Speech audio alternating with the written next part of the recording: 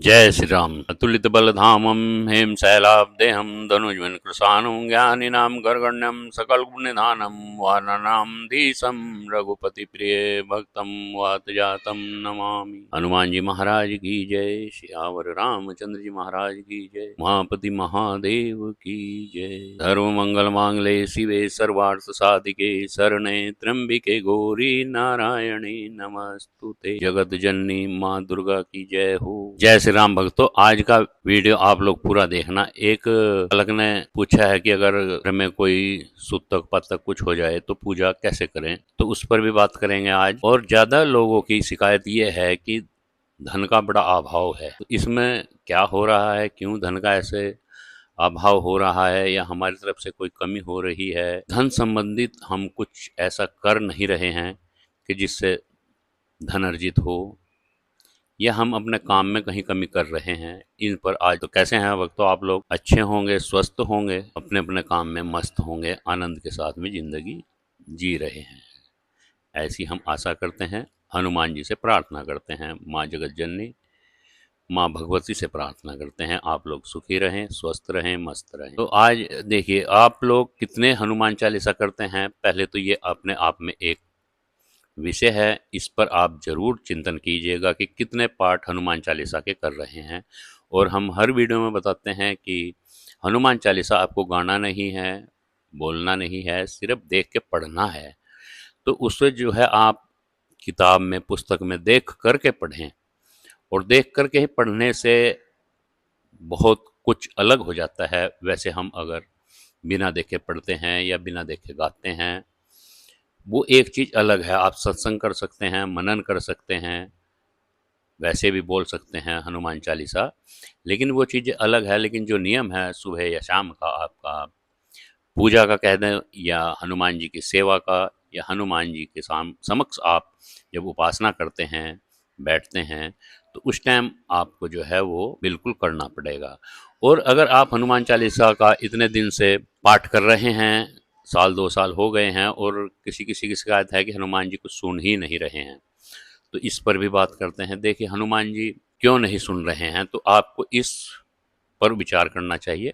उसमें ऐसा विचार करना चाहिए कि आप 2-3 साल जब आपको हो गए, तो निश्चित आपको हनुमान जी का कोई ना कोई संकेत आया होगा, भोग का, वस्त्र का, या आपके नियम का, या कुछ खाने पीने के लिए उन्होंने मना किया होगा, उसमें शायद आपका ध्यान नहीं गया हो। क्योंकि जो हनुमान जी की सेवा करते हैं उन पर हनुमान जी के संकेत आते हैं, ये बात निश्चित है, आते हैं। ऐसा साधक भी बताते हैं और भी लोग बताते हैं, और भक्तों से जुड़ी जुड़ी मान्यता है ये। और मान्यता ऐसी है कि हनुमान जी स्वयं बताते हैं। तो आपने शायद या तो उसका भोग का नहीं ध्यान किया कि आप किस चीज़ का भोग लगा रहे हैं।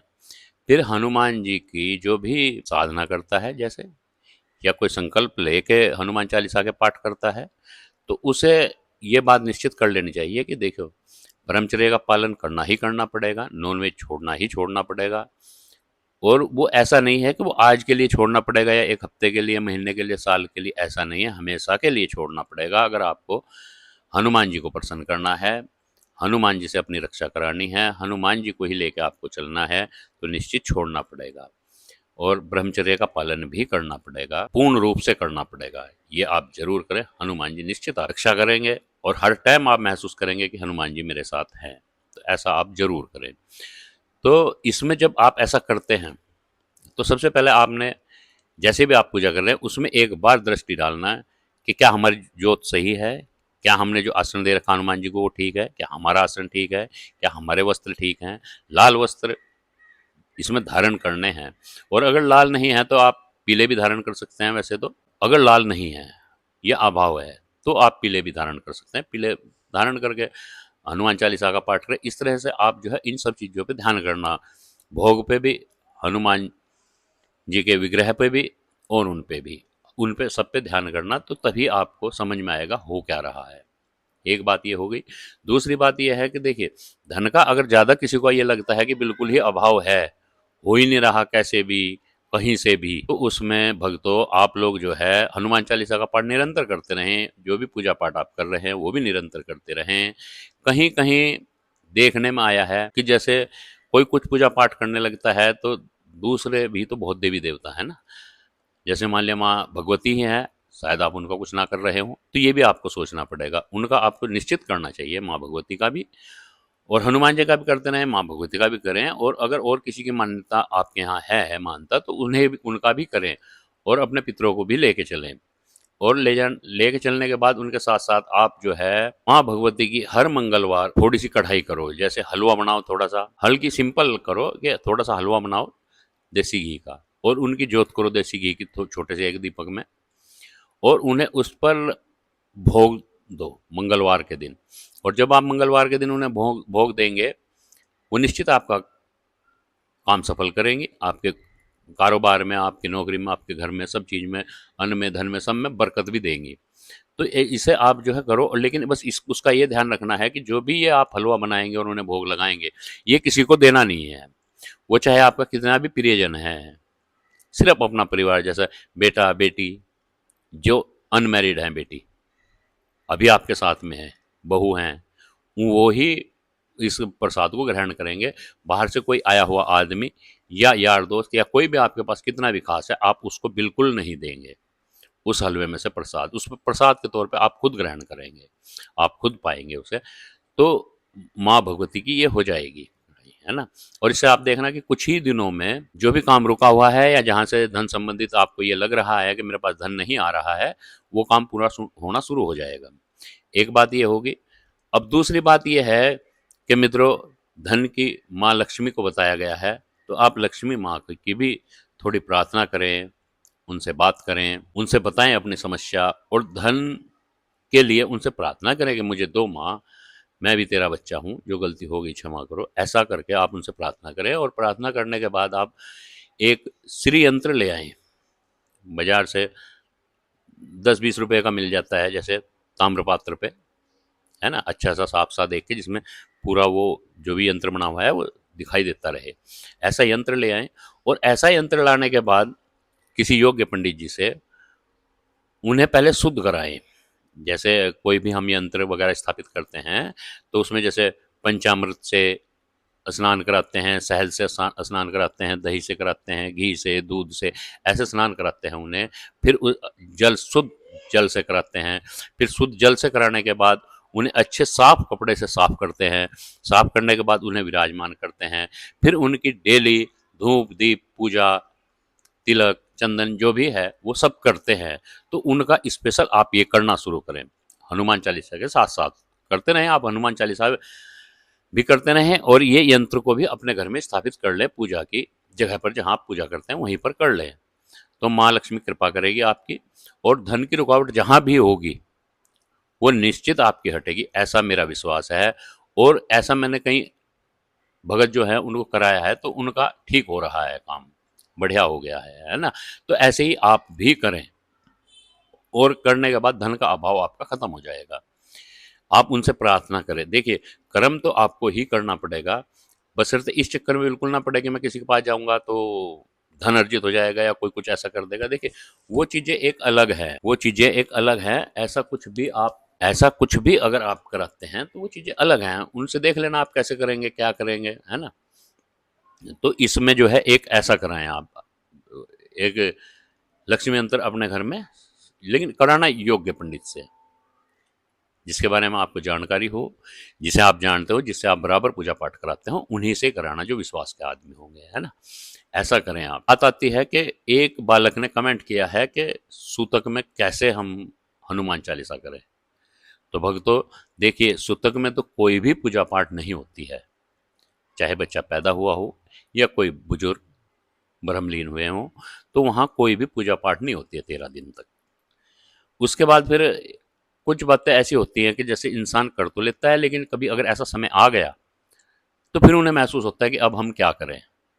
तो जैसे लड्डू गोपाल कृष्ण जी को घर घर में लोग लेके वो करते हैं, उनकी सेवा करते हैं। तो देखिए, अब वहाँ क्या करना पड़ेगा कि ये उनको भोग भी लगाते हैं, सुलाते भी हैं, उनकी सेवा भी करते हैं, उन्हें दूध भी पिलाते हैं। तो ऐसे करके अब वो 10 दिन तक, 12 दिन तक भूखे तो नहीं रह सकते, क्योंकि जब आपने उन्हें शुरू से उनकी सेवा कर रहे हो तो उनका तो करना पड़ेगा। उनका आप ज़्यादा करें तो ऐसा कर लें, जैसे कोई 7-8 साल से कम का बच्चा बच्ची कोई हो, तो उनसे कराएं आप उनकी सेवा उस टाइम, जो ये 10-12 दिन का पीरियड है उसमें उनसे उनकी सेवा कराएं आप। और जो हनुमान चालीसा कर रहे हैं वे इस बात पर ज़्यादा ध्यान दें कि अगर कुछ ऐसा होता है तो आप लोगों को जो है बिल्कुल हनुमान चालीसा वहीं पर रोक देनी है। चाहे कोई साधक है, चाहे कोई भी है, वो अपने घर में जो दरबार लगा रखा है उसको बिल्कुल ना खोले, उसमें बिल्कुल पर्दा होना चाहिए, बिल्कुल ना खोलें। उसको आपकी जो मूर्ति है, फोटो है, जो भी है या कोई ग्रंथ है जैसे हनुमान चालीसा है, उस चीज़ को बिल्कुल भी हाथ ना लगाएं उन दिनों में।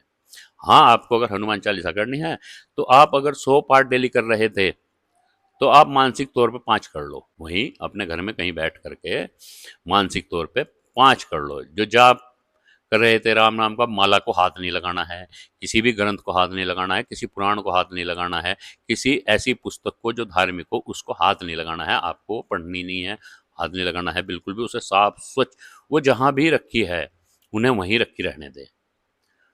और आप जो है अगर जाप भी कर रहे तो मानसिक जाप करें, राम राम राम राम राम राम राम राम, ऐसा मानसिक जाप करें। सीताराम सीताराम जो भी आप करते हैं वो मानसिक करें, लेकिन उसको बिल्कुल भी हाथ ना लगाएं। पूजा को, सामान को, जो भी आपकी पूजा में सामान है, घंटी है, शंख है, और ये जो भी आपकी हैं उनको बिल्कुल हाथ ना लगाएं। किताब वगैरह, पुस्तक वगैरह जो भी हैं उनको किसी को हाथ ना लगाएं। और उसमें आप जो है हनुमान चालीसा का अपना पाठ, अगर आप 100 कर रहे थे तो 5 करें, और अगर 11-21 कर रहे थे तो आप तो मान लिया करना ही है तो एक पाठ मानसिक करें, अपने मुंह से अंदर अंदर बोल करके करें। सुनने में कोई परहेज नहीं है, आप किसी भी चीज़ पे सुन सकते हैं, सुनते रहें बराबर, उसके साथ मुंह चलाते रहें, कोई ऐसी बात नहीं है, वो अच्छा रहेगा। ऐसा करें आप, लेकिन उनको बिल्कुल ना छेड़ें। सुतक और पातक का लगता है गृहस्थी में, ये लगता है। जो शिव भक्त होते हैं, शिव के करते हैं, उनको ऐसा नहीं लगता, ऐसी मानता है। और कहीं कहीं तो ऐसी भी मानता है कि 1-1 साल तक मंदिर नहीं जाना है, घर में कुछ नया मंगल कार्य नहीं कराना है, कहीं कहीं ऐसी भी मानताएं हैं। तो जैसी अपनी मानता है वैसा करें, लेकिन ये जो है ये 12-13 दिन का, ये जब तक आपके यहाँ शुद्धि ना हो जाए, जब तक आप बिल्कुल भी किसी भी चीज़ को हाथ ना लगाएं। और जब शुद्धि हो जाए, हवन वगैरह हो जाए, उसके बाद आप जहाँ पूजा करते हैं वहाँ एक स्पेशल हवन करें, छोटा सा करें, हनुमान चालीसा से करें या जैसे आप करते हैं वैसे करें।